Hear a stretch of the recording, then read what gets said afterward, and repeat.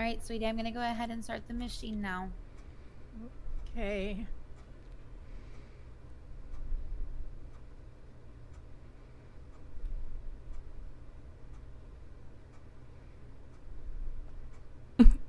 I love them.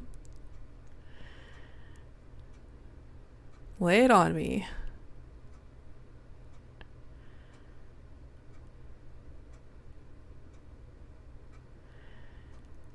You can tell she like anybody who does like really serious brain injuries and stuff probably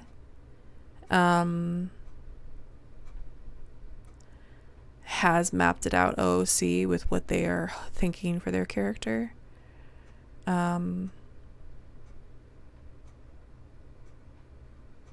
Which is good. It's very good, actually.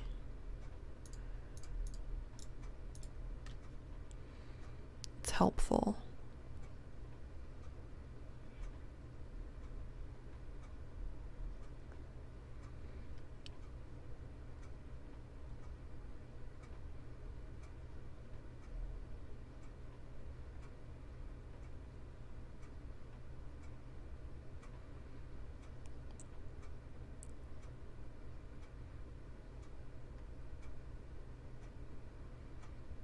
It looks like the spine is good. Doesn't look like there's any fluid leaking.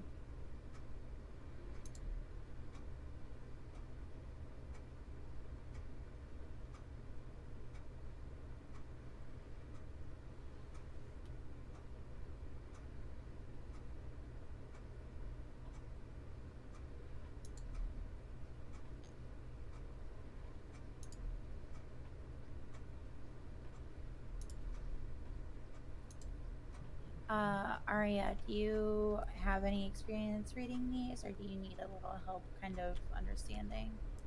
I've never really looked too much at anything with the brains. Definitely curious to learn. All right. So her spine, you can see like in the pictures how it's kind of like faded. Yeah. That's signs of degeneration. Okay. It looks like she has an early onset of multiple sclerosis, so we do need to watch that. We might need to make sure that she gets put in a wheelchair soon because she might lose her movement. As far as her brain, all of these, like, you can see like little pitting kind of. Yeah. You got like in the front right here, you see how it's kind of like dented in. That's a surgical scar. So anything like that, as far as like dents go, you can kind of see like little pits almost. That's just surgical scars. As far as her damage goes, swelling has gone down quite a bit. The MRI, measured her brain, and it is showing a little less than last time, which is good. We're going to keep her on a mannitol pill. She takes it once a week. We're just going to do it for 2 weeks for right now, and she'll come back in 2 weeks, and we'll see where she's at. Mannitol can take a little bit to work to reduce the swelling down to kind of just a normal state for the brain. As far as other damage, I mean, obviously this lobe, you can completely tell a difference from the right side to her left side. There's some fading in there, which means there's definitely some damage, which is why it affected her speech so much.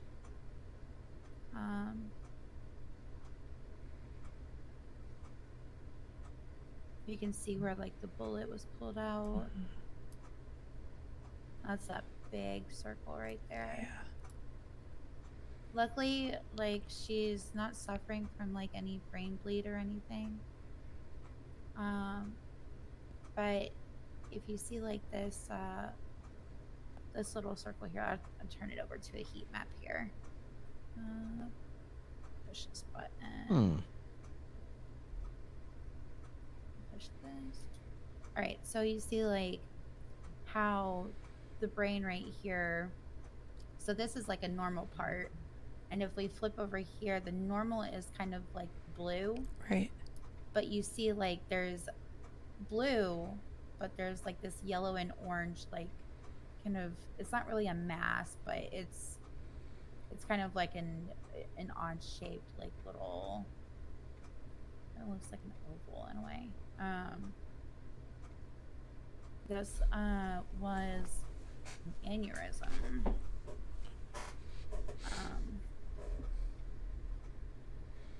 It's okay now, so we don't have to like go in and fix anything as far as the aneurysm goes. That's gonna take a while to heal. It's not really going to affect anything that she does on like in a daily basis, but you know, she'll probably suffer from like the occasional headache and maybe a migraine. Migraines will probably be a little bit more painful, so we can prescribe her just kind of like an anti-migraine medication, so it kind of like slows it down.